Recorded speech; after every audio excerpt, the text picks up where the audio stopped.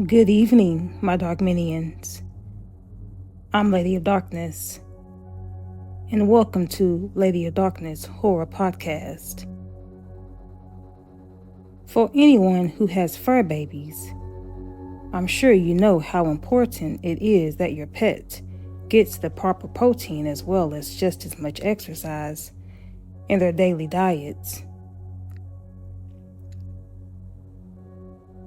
In today's tale is from the No Sleep Reddit by author MrMichaelSquid.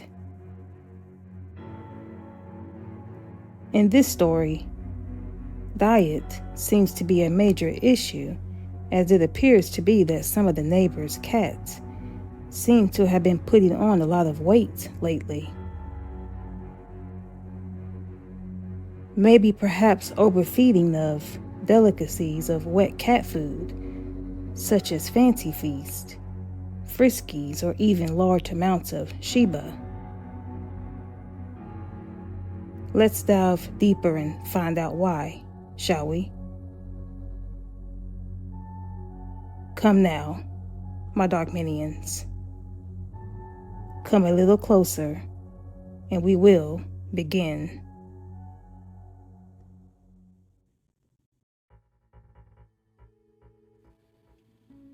Betty is my neighbor and has been for 27 years. She always had something to say about other people's business. Betty always had a particular way of doing it too. A way that just got under your skin like the prickly spines of a cactus. She sure had something to say when my husband took off with that younger girl he had met at the bar. "Haven't seen Bobby around much lately," she said when hanging laundry on the line one day. She said it from behind a pink towel that was blowing around in the wind, but I got a glimpse of that snide smile creeping up on her face. She was reveling in the fact my marriage was dissolving. I fumed in silence and went on picking up the pieces of my life.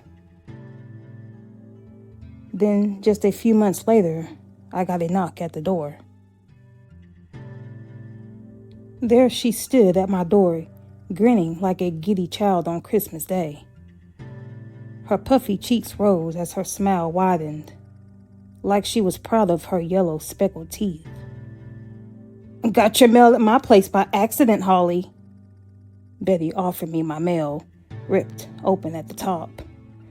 "Was reading it by accident, thinking it was mine, but thank God it's yours." With that, she handed me the letter from my doctor's office and sauntered back to her house. I knew she had read it, my diagnosis, but thank God it's yours. Her voice swam around in my head as I read the crushing news. I always loathed that nosy woman and the way she'd pick away at people.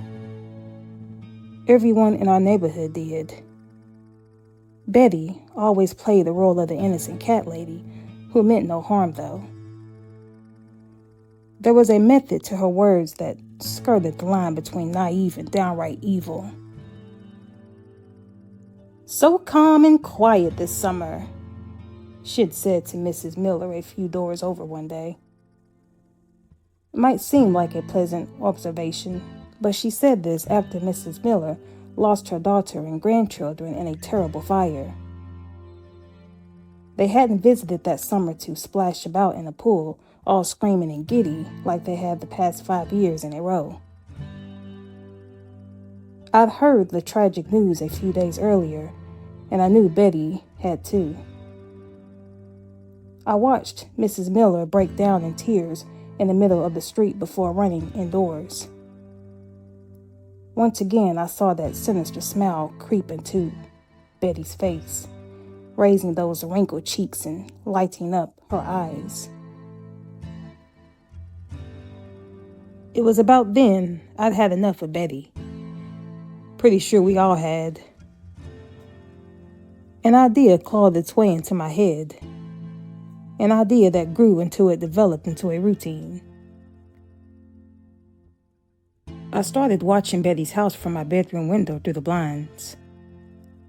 I began to learn her schedule, when she'd be out each day for lunch in town, when she'd visit the park each week and the salon once a month. I cut up some fatty, raw steak and brought it to her house once she'd driven off. I then made my way over to her house and dished a dozen or so morsels of that raw meat through her cat door.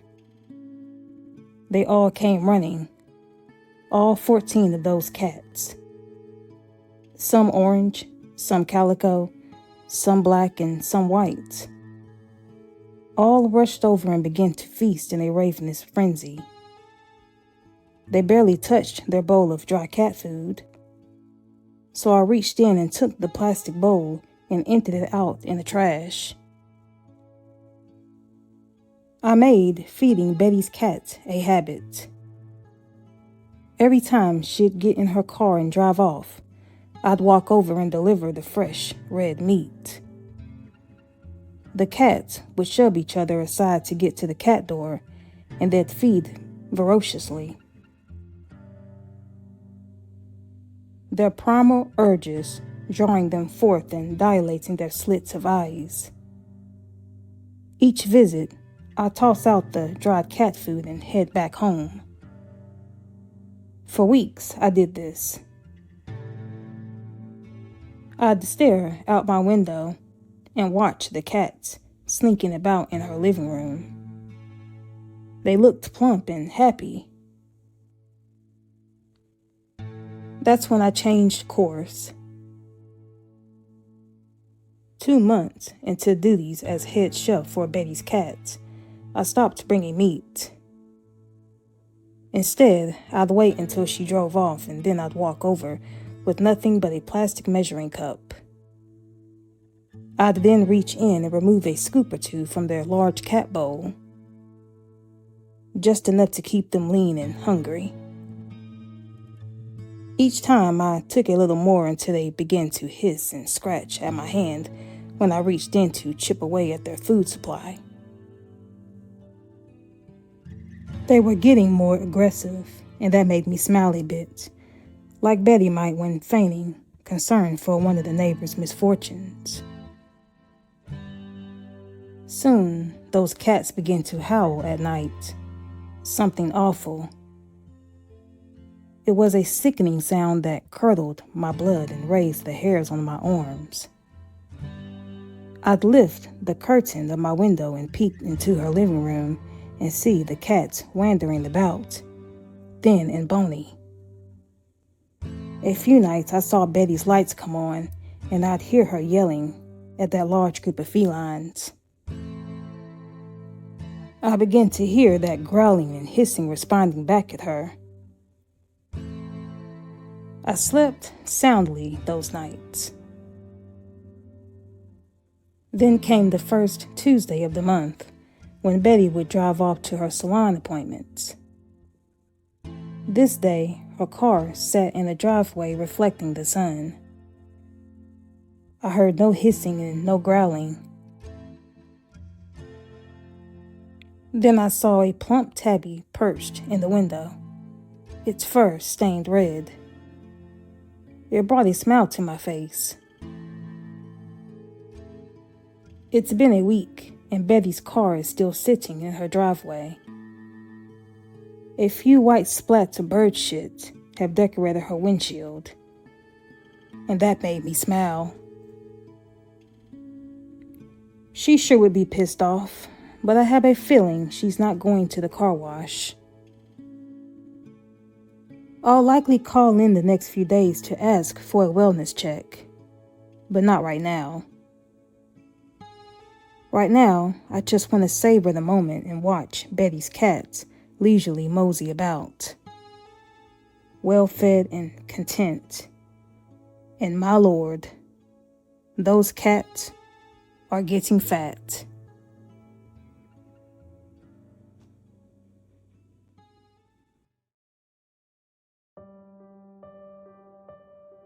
Thank you for joining me this evening, my dark minions. If you are watching this on YouTube, Be sure to give me a thumbs up and leave me a comment too. I really do love hearing feedback from you. For future notifications to make sure you never miss an episode when I upload a new story, hit that bell icon to always stay updated. If you would like to reach out to me, you can find me on social media. I'm Lady of Darkness on both platforms, Facebook and YouTube. And last but not least, I would like to thank all of my supporters who support this channel, as it is you that helps keep this channel and podcast going. I say this all the time, but I truly do mean it. Your support means a lot to me. But unfortunately, my Dark Minions, that is all of the time that we have for this evening. Until next time, sweet dreams.